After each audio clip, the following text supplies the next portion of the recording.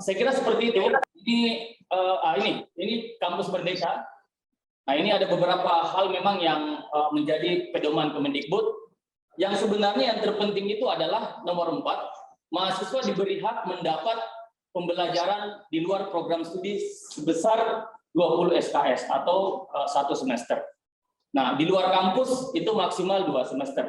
Nah, di AMKOP ini, Bapak Ibu sekalian, kita sudah melaksanakan kegiatan kemarin dengan Unibos, student exchange, pertukaran pelajar itu, pertukaran mahasiswa, tetapi masih sebatas 1 program studi. Nah, tadi Pak Dokter, Pak Hidayat sudah menyampaikan nanti kita akan MOU dengan University Pak Mulung ya di Jakarta, salah satu universitas besar di Jakarta ya bisa. Nanti kita bisa melakukan MOU dalam hal pertukaran pelajar, atau pertukaran mahasiswa. Lanjut lagi. Nah, ini si AMKOP Merdeka Belajar. Nah, jadi memang kebijakan Pak Menteri ini terkait dengan MBKM itu wajib kita implementasikan. Nah, makanya insya Allah sebentar setelah kita mengadakan workshop ini, kita sudah discuss, ada pandangan dari guru besar kita, ada tanggapan dari Kaprodi, pimpinan PT, dengan mitra-mitra, nanti akan lahir sebuah kurikulum yang bisa sudah diterapkan oleh adik-adik mahasiswa kita, khususnya yang belajar di kampus kita. Nah, ini ada beberapa item, lanjut. Nah, inilah kegiatan MBKM yang nanti mungkin akan menjadi ruh dari kurikulum kita kalau kita bicara MBKM. Nah, di sini ada student exchange, pertukaran pelajar, ada membangun desa. Nah, seperti dikatakan tadi, kalau membangun desa ini kan AMKOP sudah melaksanakan kegiatan KKN tematik yang sifatnya BUM desa. Nah, yang berikutnya ada magang. Nah, magang ini sebenarnya AMKOP dari tahun 2018 kita sudah punya kegiatan magang reguler di semester 6. Kalau Anda salah itu waktu Pak Prof Ansar itu waktu yang juga membimbing pada saat perubahan kurikulum kita bahwa semua program studi waktu masih 2 program studi itu wajib melaksanakan kegiatan magang. Hanya waktu belum launching MBKM ini kita sudah melaksanakan 1 bulan. Kalau magang desa itu AMKOP sudah menyelenggarakan kegiatan dalam bentuk KKN tematik itu. Pertama adalah PEM, ekonomi desa, baru pemberdayaan BUMDes. Kalau saya tidak salah 2015, pada saat itu pertama mentornya ini Pak Sofyan, Pak WK3 yang pada saat itu beberapa tahun yang memanage kegiatan seperti ini. Yang kedua adalah, yang berikutnya ada asistensi mengajar di satuan pendidikan. Nah, ini sebenarnya bisa juga. Jadi nanti bisa saja nanti anak AMKOP nanti bisa asistensi mengajar di sekolah-sekolah yang mitra dari kampus kita. Ada studi proyek independen. Nah, ada kegiatan entrepreneurship. Nah, kegiatan wirausaha ini bisa juga nanti bisa dikonvert menjadi kurikulum kita di MBKM. Ada proyek kemanusiaan dan yang kedua ada penelitian atau riset. Penelitian riset ini pelibatan mahasiswa dalam hal dalam hal mendorong riset-riset berkualitas dari dosen-dosennya. Nah, inilah sebenarnya kegiatan MBKM yang nanti kita akan membreakdown di kurikulum kita yang akan nanti dijalani oleh mahasiswa kita. Lanjut. Lanjut. Nah, ini oke tadi. Nah, ini ada pertukaran pelajar. Lanjut. Ada magang, ini implementasi dari magang. Lanjut. Lanjut oke. Nah, inilah sebenarnya tadi yang saya jelaskan itu terkait dengan pedoman umum MBKM kita yang nanti akan kita breakdown di kurikulum. Saya berharap Bapak Ibu sekalian, mudah-mudahan karena sudah hadir semua, ada pimpinan, ada Pak Pembina, ada ketua-ketua program studi, ada Pak Prof Ansar. Insya Allah hari ini nanti, jadi ending kegiatan kita ini kita bisa jadikan dasar hukum untuk merubah atau merubah kurikulum kita yang terkait dengan implementasi MBKM, Merdeka Belajar Kampus Merdeka sesuai arahan pemerintah. Tadi juga sempat kita diskusi terakhir, bagaimana kalau umpamanya bukan nih Pak Nadiem jadi menteri, nanti berubah lagi. Kalau saya itu nanti, ya memang seperti itulah kebijakan kebijakan kita. Tapi sekarang ini kita memang diwajibkan, baik itu perguruan tinggi swasta maupun perguruan tinggi negeri, diwajibkan untuk mengimplementasi kurikulum kita di MBKM. Karena itu yang menjadi kewajiban perguruan tinggi di Indonesia, karena sudah menjadi Permendikbud yang wajib diikuti oleh semua perguruan tinggi, baik itu perguruan tinggi negeri maupun perguruan tinggi swasta. Nah, saya kira demikian. Billahi taufiq wal hidayah. Wassalamualaikum warahmatullahi wabarakatuh.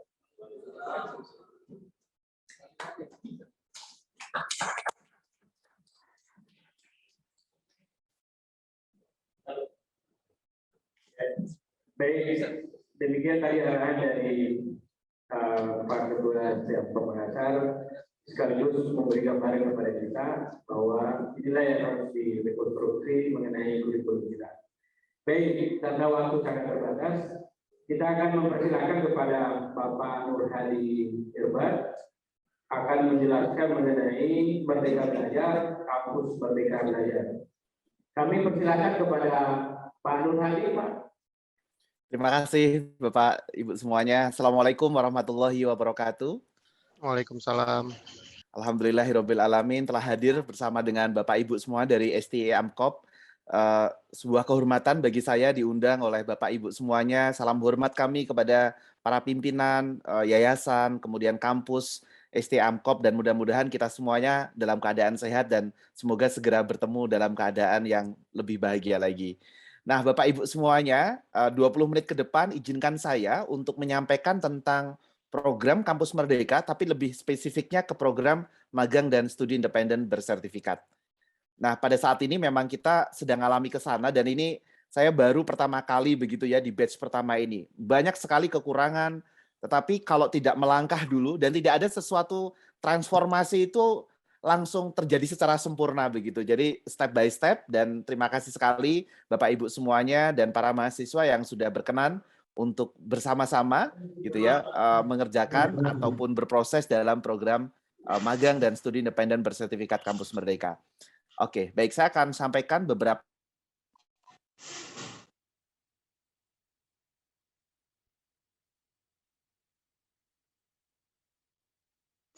materi dan mudah-mudahan nanti ini bisa menjadi kurikulum di STA Amkop. Oke, saya mohon izin untuk share screen dulu nih panitia. Oke, saya belum bisa masih.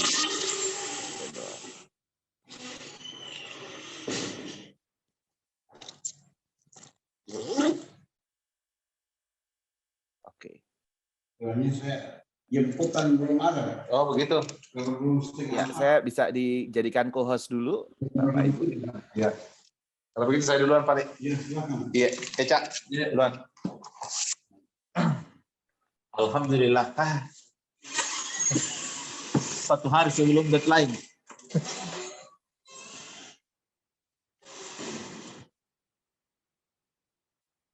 Oke. Baik, saya mohon dijadikan co-host panitia sehingga saya bisa share screen. Oh, udah jadi host malahan. Oke, baik. Terima kasih.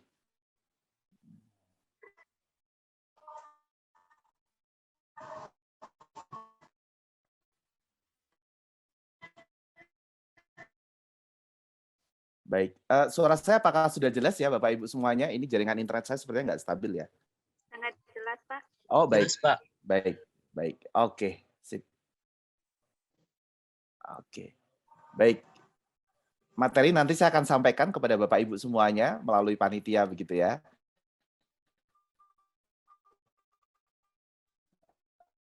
Oke, baik. Ini magang bersertifikat dengan program flex di Kampus Merdeka, dan nanti saya akan lebih fokus ke magang dan studi independen bersertifikat. Bapak Ibu semuanya, di dalam magang dan studi independen bersertifikat ini setiap kampus didorong untuk bersama-sama dengan mitra industri mendesain ya pembelajarannya. Sekali lagi bahwa Kampus Merdeka ini kan poin utama ada dalam proses Bapak Ibu semuanya, proses pembelajaran ya. Disitulah Bapak Ibu semuanya fokus utama dalam program Kampus Merdeka ini ya, dalam proses. Nah, saya sendiri Bapak Ibu semuanya diminta oleh program sebagai ketua magang dan studi independen di Januari akhir Bapak Ibu semuanya. Jadi saya sendiri sebagai praktisi industri lebih banyak membantu Prof. Nizam ketika beliau jadi dekan begitu ya, untuk di program-program karir Bapak Ibu semuanya. Nah, selama 10 tahun saya coba membantu gitu ya di Fakultas Teknik UGM untuk menjadi pusat karir di sana, menghubungi banyak perusahaan untuk link ya. Tapi match-nya itu memang agak nggak mudah Bapak Ibu semuanya. Link-nya mudah, kayak hari ini Bapak Ibu kehadiran dari Mandiri gitu ya. Link-nya mudah, tapi match-nya ini gitu. Sebenarnya apa sih yang mau di-match-kan ini Bapak Ibu semuanya? Jadi Bapak Ibu semuanya, link-nya udah oke, kita saling ketemu nih dengan industri, kampus dengan industri bertemu. Tapi match-nya ini Bapak Ibu semuanya, yang dimaksud dengan match ini adalah apa yang diinginkan oleh industri, yang biasanya industri punya kamus kompetensi atau kompetensi metrik, dengan apa yang didesain oleh kampus, biasanya di sini ada silabus, kurikulum begitu ya. Itu harapannya semakin match begitu Bapak Ibu. Sehingga apa? Sehingga Bapak Ibu semuanya industri itu begitu tahu, oh ini lulusan dari STE Amkop. Itu udah match gitu dari Bank Mandiri, oh ini udah oke nih. Jadi nggak perlu waktu lama dan bahkan mungkin banyak perusahaan yang perlu investasi lagi untuk mendidik mahasiswanya lagi. Nah, disitulah Bapak Ibu semuanya peranan dari magang dan studi independen. Linknya udah oke tapi match-nya ini. Maka konversi SKS menjadi sesuatu yang sangat penting Bapak Ibu semuanya. Ya, kita dengan kebijakan ini dipaksa begitu ya untuk mendekat lebih dalam lagi kepada industri. Jadi bukan hanya sekedar job fair, kampus hiring, bukan. Tapi bagaimana bersama dengan industri membangun kurikulum bersama Bapak Ibu semuanya. Nah, di sini Bapak Ibu semuanya nanti kita akan coba ya di beberapa best practice, di beberapa agenda, di beberapa fakultas atau di beberapa prodi itu menjadikan begini Bapak Ibu. Tahun pertama, tahun kedua, semester 1, 2, 3, 4, 5 wajibnya diselesaikan dulu begitu ya. Baru kemudian nanti semester 6, 7, 8 itu banyak beraktivitas pembelajaran dalam kampus Merdeka. Nah, nanti saya akan coba jelaskan apa itu magang dan studi independen, desainnya seperti apa, dan mudah-mudahan desain ini nantinya Bapak Ibu bisa digunakan untuk semakin link dan semakin match dengan industri. Yang kedua ini kita menggunakan Canvas untuk Bapak Ibu semuanya berdiskusi dengan industri, mana yang nanti Bapak Ibu akan bisa free form misalnya, yang kayak tadi di Kemensos ya, atau nanti desainnya pakai structure gitu ya. Nah, structure ini yang nanti harapannya Bapak Ibu diskusikan dengan industri atau yang hybrid. Nah, yang kedua ini nanti saya akan coba dari sudut pandang industri. Biasanya industri mendesain magang dan studi independen menggunakan Canvas itu dan bagaimana monitoringnya dan tantangan saat ini. Jadi jelas Bapak Ibu ada beberapa tantangan gitu ya, termasuk pencairan uang saku yang nggak lancar begitu ya. Jadi tim kami secara substansi juga dipaksa begitu untuk ngurusi uang saku dan seterusnya. Nah, nanti 4 hal ini yang coba saya akan sampaikan dalam 20 menit ke depan. Nah, ini Bapak Ibu semuanya, ini kita udah sama-sama tahu Bapak Ibu semuanya. Industri saat ini perubahannya begitu cepat. Ya, dipengaruhi oleh teknologi, sosiokultural, manusianya itu sendiri. Yang ketiga, dunia kerjanya berubah Bapak Ibu semuanya. Contoh misalnya dulu kita kalau mau masuk kantor, kalau nggak masuk itu harus izin. Mau masuk kantor pun harus izin gitu ya. Gitu. Justru kalau mau masuk kantor harus izin gitu. Kalau dulu kita nggak masuk kantor izin, sekarang mau masuk kantor izin. Perubahan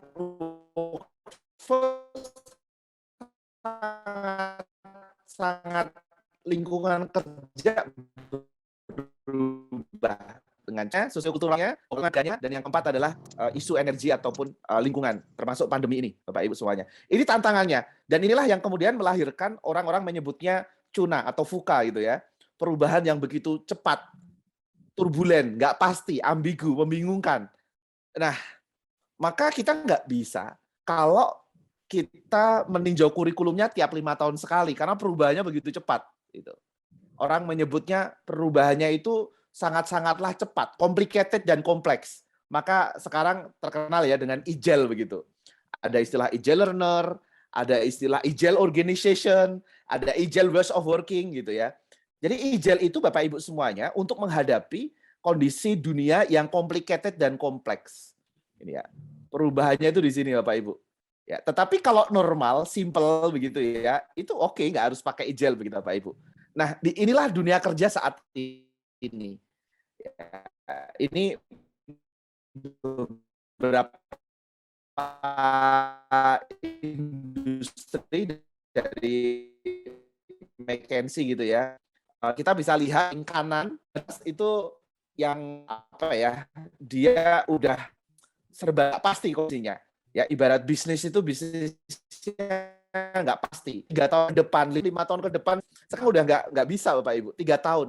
Bahkan ada beberapa perusahaan yang setiap 3 bulan, ya perencanaannya itu 3 bulan gitu. 3 bulan, 3 bulan, 3 bulan. Kenapa? Karena memang benar-benar nggak bisa memprediksi 3 bulan ke depan, 6 bulan ke depan, 1 tahun ke depan. Ini contoh perusahaan telekomunikasi, financial services gitu ya, high tech, retail, media and entertainment. Nah ini Bapak Ibu semuanya, inilah yang kemarin bergabung juga di batch pertama untuk magang dan studi independen bersertifikat. Kita sama-sama tahu nih Bapak Ibu semuanya, ini kondisi dunia kerja kita nih. Ya, angkatan kerjanya ada 133 juta, kemudian Bapak Ibu semuanya, ini ada pekerja formal, ada pekerja informal, ada pengangguran yang banyak disumbang oleh pendidikan tinggi, baik pendidikan tinggi sarjana maupun akademik maupun vokasi. Nah, ini contoh untuk yang sarjana dan ini contoh yang untuk vokasi. Jadi kesenjangan lowongan telah terjadi Bapak Ibu semuanya. Ya, ada 2 faktor aja. Satu memang dunia kerjanya udah berubah. Ya, siapa tahu kita punya prodi yang prodinya itu udah nggak relevan lagi dengan dunia kerja. Dunia kerja memerlukan skill-skill yang itu diperlukan oleh prodi yang itu melahirkannya sedikit misalnya digital gitu. Atau yang kedua memang kualitasnya Bapak Ibu semuanya. Nah, 2 hal ini yang coba kita desain gitu ya, proposal kurikulum bersama dengan para mitra kita begitu, para mitra industri. Nah, Bapak Ibu semuanya nanti di hari Jumat gitu ya, kita akan kumpulkan para PIC industri dan karena terus terang Bapak Ibu semuanya saat ini kita sedang MOU PKS-nya belum selesai antara Kemendikbud dengan mitra gitu ya, padahal udah berjalan programnya. Ya, nanti ini begitu selesai kita akan sampaikan kepada para 500-an, 600-an perguruan tinggi kalau mau MOU dengan mitra-mitranya yang ada di kementerian nanti kami akan fasilitasi. Ada berapa sih Bapak Ibu semuanya? Apa ya? Ada sekitar 121 mitra ya Bapak Ibu semuanya. Mereka menginginkan pengen kualitas lulusan itu yang bagus. Dan karena desperate-nya mereka, susahnya mereka untuk mendapatkan kualitas lulusan, maka mereka bikin namanya program manajemen trainee, Bapak Ibu semuanya. Biasanya begitu. Nah, saya biasanya kalau ngomong sama industri begini nih, kalau ada dari yang industri ya, industri itu rata-rata Bapak Ibu semuanya, mereka itu punya program yang namanya manajemen trainee atau sejenisnya. Ya. Mereka itu begini, nganggep bahwa lulusan perguruan tinggi saya yang penting cari attitude-nya yang bagus, soft skill-nya yang bagus. Dan habis itu saya didik lagi 1 semester sampai 1 tahun, saya biayai sendiri, gitu ya. Dan setelah itu baru kemudian dia bisa diajak bekerja sama.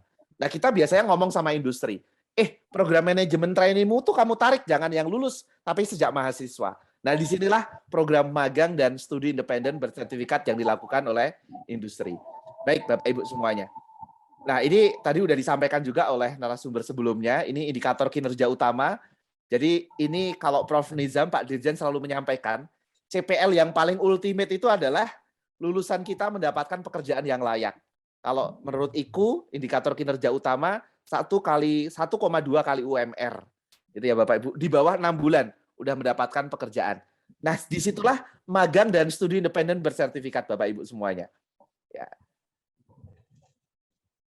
Nah, ini ya, ini ada 9 program flagship yang tahun depan mudah-mudahan udah bisa berjalan semua. Nah, saya sendiri sebagai ketua Supokja di 2 kegiatan, magang dan studi independen. Kenapa dijadiin satu? Karena sama-sama belajarnya di industri. Nah, gitu Bapak Ibu semuanya. Nah, ini tantangan internship ya. Tadi disampaikan oleh ketua yayasan kita begitu ya bahwa magang ini udah biasa. Nah, kami lakukan survei dan riset nih Bapak Ibu semuanya kepada 3.000-an mahasiswa yang magang di tahun 2018, 19, 2020 sebelum pandemi dan setelah pandemi. Rata-rata mahasiswa mengaku begitu ya. Tantangannya satu, dia tidak mendapatkan supervisi yang jelas. Ya, selama misalnya rata-rata kan magang sebelumnya cuma 1 bulan, 3 bulan, itu pun nggak jelas. Saya selama 1 bulan, 3 bulan disuruh ngapain nggak jelas. Penempatan nggak sesuai dengan passion, waktunya nggak sesuai dengan jadwal akademik, skillnya merasa kurang, tempatnya kejauhan, biayanya tinggi gitu. Nah, begitu juga industri. Ya gimana Mas? Orang magangnya kerja prakteknya cuma 1 bulan, gimana kami mau memberikan proyek? Bagaimana kamu mau investasi untuk mentorship-nya? Nggak bisa dong Mas, karena kontribusinya sedikit. Nanti kami ajarin dia, 1 bulan, 2 bulan bisa, udah ditarik sama kampusnya. Rugi dong, kami dapat apa? Begitu ya. Nah, inilah tantangan-tantangan yang dirasakan oleh mahasiswa maupun industri. Maka kami mendesain program Satu, magangnya itu real project. Jadi harus ada project yang real. Ya, semakin strategis semakin bagus. Nah, ini Bapak Ibu nanti ketika mendesain kurikulum di sana nih, bersama dengan industri duduk bareng. Kemarin saya dampingi Prodi Teknik Kimia UGM. Kita cari perusahaan-perusahaan chemical gitu ya, Kaltim Metanol Industri dan seterusnya yang ada di Bontang untuk mendesain kurikulum bersama Bapak Ibu semuanya. Untuk mahasiswa tahun keempat gitu ya. Nah, di sana proyeknya apa di sana? Didesain bareng-bareng.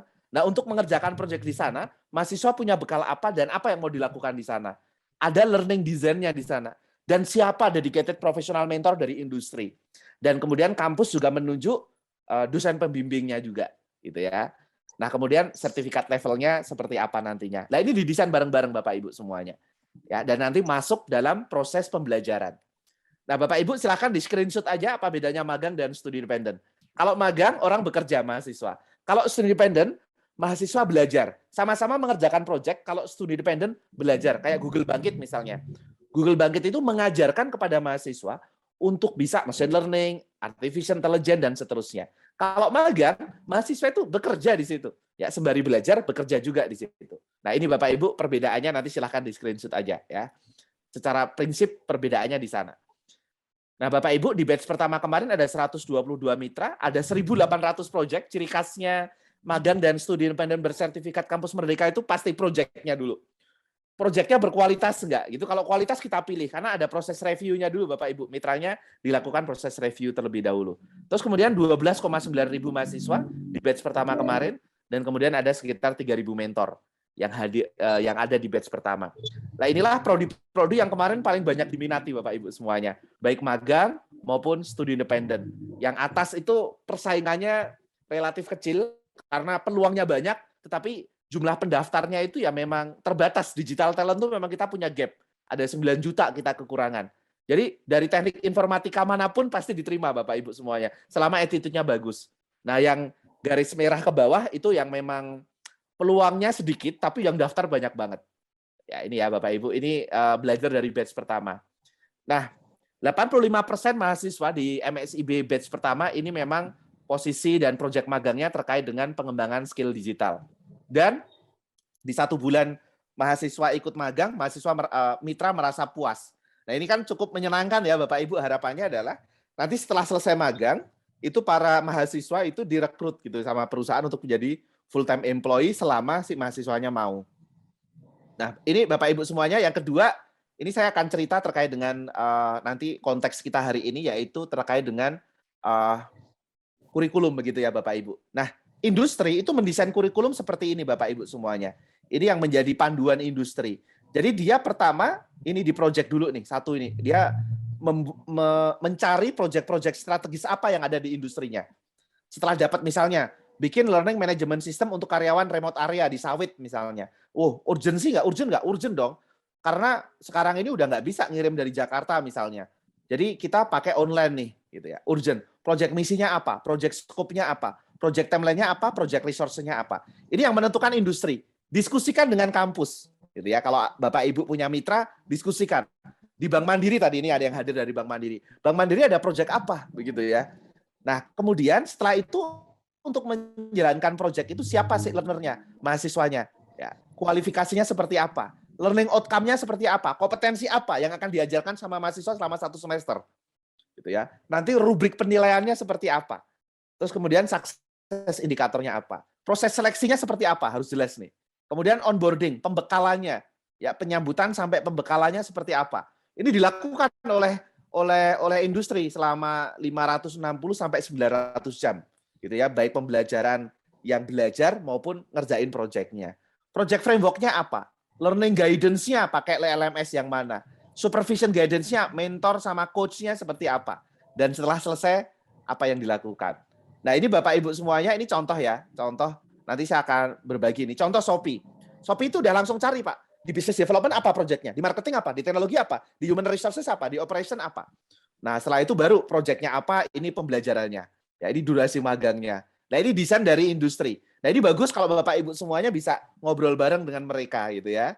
Nanti di Jumat kita akan adakan koordinasi dengan para PIC, nanti kita akan sampaikan nih untuk MOU, untuk kerjasama dengan para mitranya ini. Ya, ini contoh ya, beberapa contoh. Ini contoh juga nih di Stackhawk, salah satu startup di Jogja gitu ya. Ini pembelajarannya ada 3 ini proyeknya. Innovation Product Smart Product gitu ya. Dia bikin ventilator, bikin smart farming, kemudian belajarnya apa saja. Nah, ini didiskusikan nih Bapak Ibu semuanya. Mitra industri mendesain sedemikian rupa. Ya, ini contoh-contohnya ya. Ini yang dilakukan oleh industri.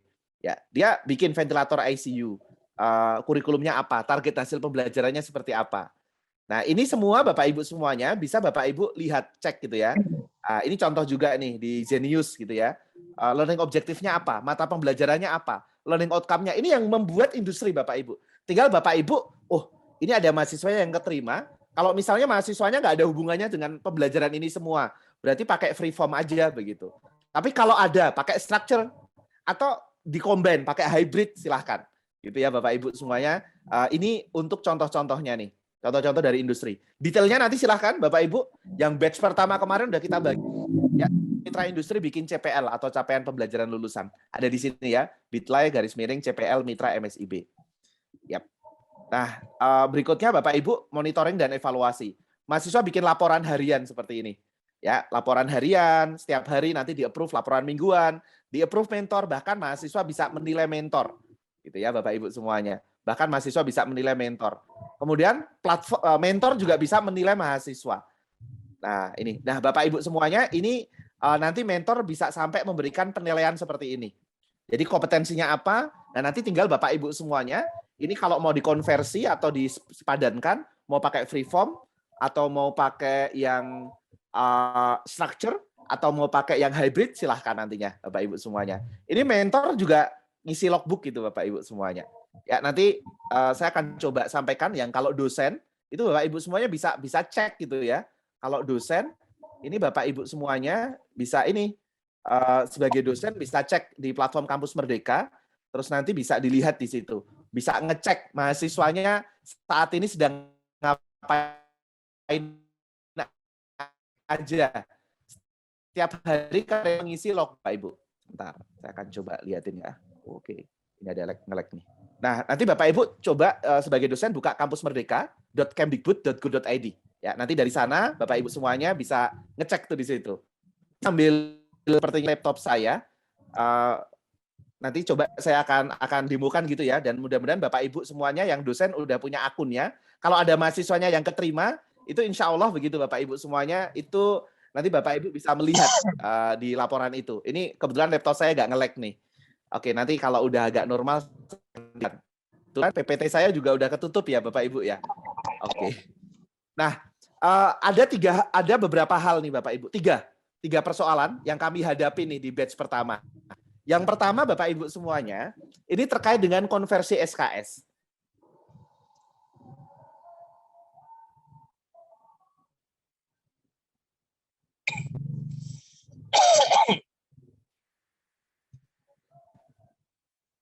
Ini yang terjadi adalah konversi SKS ini masih menjadi kendala, gitu Bapak Ibu semuanya.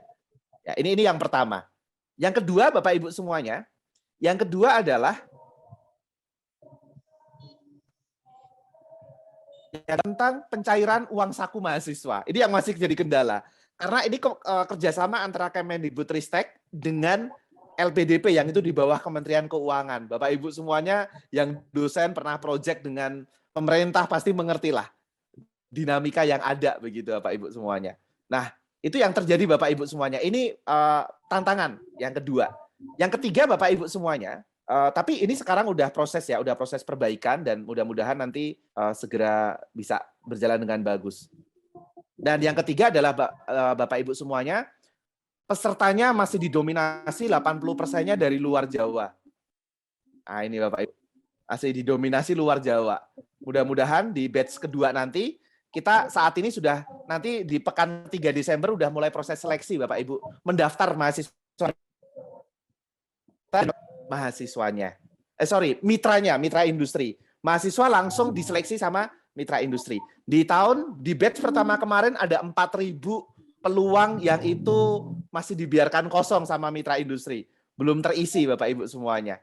Nah, itu aja Bapak Ibu semuanya. Ini karena laptop saya agak bermasalah, jadi saya langsung menyampaikan aja di sini. Terima kasih. Saya kembalikan kepada Bapak Moderator. Terima kasih. Assalamualaikum warahmatullahi wabarakatuh. Waalaikumsalam. Waalaikumsalam warahmatullahi